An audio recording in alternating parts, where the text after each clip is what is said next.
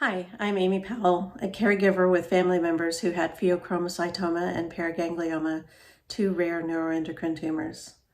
Like many families, our family was dealing with neuroendocrine tumors long before anyone in the family received a formal diagnosis. My grandmother had tumors from her neck and abdomen removed in the late 1950s and early 1960s, and my mother was diagnosed with resistant high blood pressure when she was 20 years old. When I was a child, my earliest memories are of my mom feeling ill, sequestering herself in her bedroom because she had bad headaches. She'd been sweaty the night before. She was feeling dizzy and sick. I knew what high blood pressure was and some of the effects that it caused before I could learn to read. When I was growing up, my mom saw many doctors trying to understand why she didn't feel well.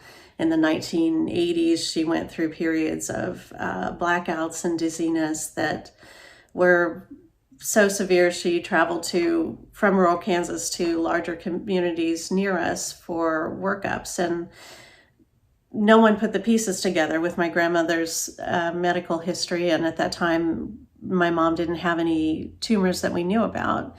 So it was actually suggested that she might even have multiple sclerosis, and that might be causing her health issues. Even when my brother John received a diagnosis of carotid body tumor in 2005 and had that tumor removed, no one connected the dots. And we didn't either, to be fair. We had no idea that these tumors existed. No one's told us that a carotid body tumor was a paraganglioma and was related to something called pheochromocytoma. And my brother was assured that his tumor was sporadic and benign, and other than permanent damage to his vocal cords and ability to speak, he would not have any lasting problems from it. It wasn't until February of 2014 that my mom was finally diagnosed with pheochromocytoma and paraganglioma after she had a heart attack that had no apparent cause. At this time, we did know that she had tumors in her neck and abdomen, but again, we had been assured that they were benign. And even though we asked, we'd also been assured that they were unrelated to the tumor that my brother had been diagnosed with. Later that year, my brother told me he thought his tumor was recurring. And in December of 2014, I accompanied him to the NIH when he was evaluated at the National Institutes of Health. His tumor had gone from being not noticeable at the beginning of 2014 to about 6 centimeters. So it came back aggressively, and he had surgery the following year, but died of complications afterward. My involvement with the NET support communities began after that because I, had sort of a lot of energy and that I had intended to direct into his care. And even though I was still managing my mom's care remotely, she was stable and not taking an aggressive treatment route because her health had been so damaged over the years by excess adrenaline hormones that surgery really wasn't advised, and she didn't have a lot of new masses appearing. So I decided to take the energy that I would have spent on my brother and use it in his honor to help other patients with similar tumors. I connected with the Pheo paratroopers, which has now become the Pheo Para Alliance. And I also connected with LACNets in 2016. Events like today's webinar are so important for the Pheo Para community because it not only provides much needed information to Pheo Para patients and current information to Pheo Para patients, but it also helps to raise the profile of these underdiagnosed tumors.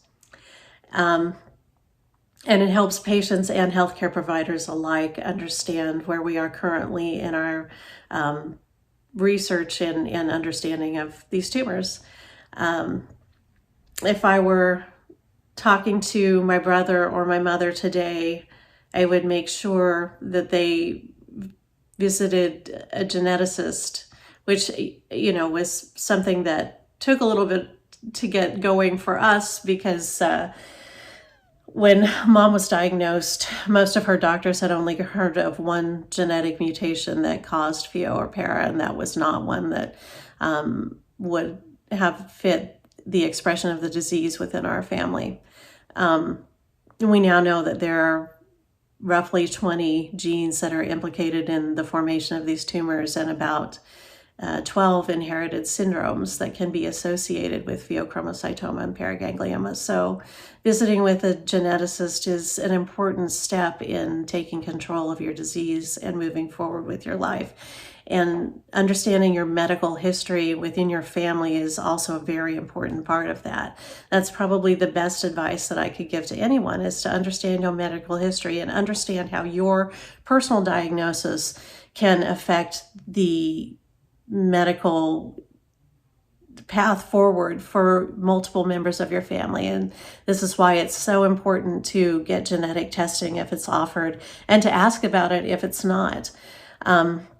It's a scary thing, and it isn't necessarily news that anyone wants to get, but being forewarned is being forearmed, as the saying goes. It's much better to go into something knowing that you may have something to worry about and being ready to take that on than to go into something blind. And I would say our family definitely went into this blind, and I believe firmly that my brother's prognosis in particular would have been much better if we'd understood the diagnosis that he received in 2005, and it would have enabled us to be much more proactive with my mother before she received symptoms.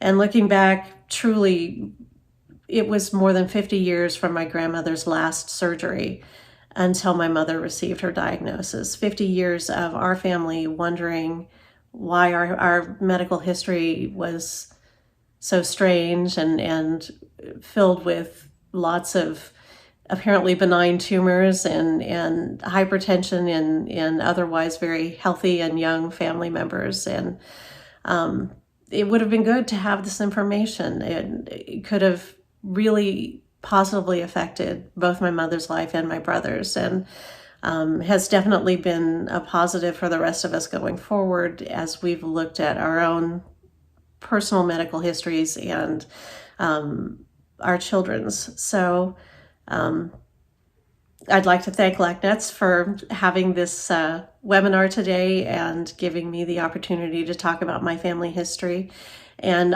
for the important work that they do and the opportunity to work with them on the NetConnect team and interact with other pheochromocytoma and paraganglioma patients.